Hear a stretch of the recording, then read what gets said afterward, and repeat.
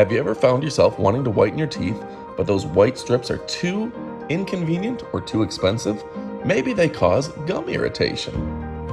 Well, I think it's time that you pick up teeth whitening pens.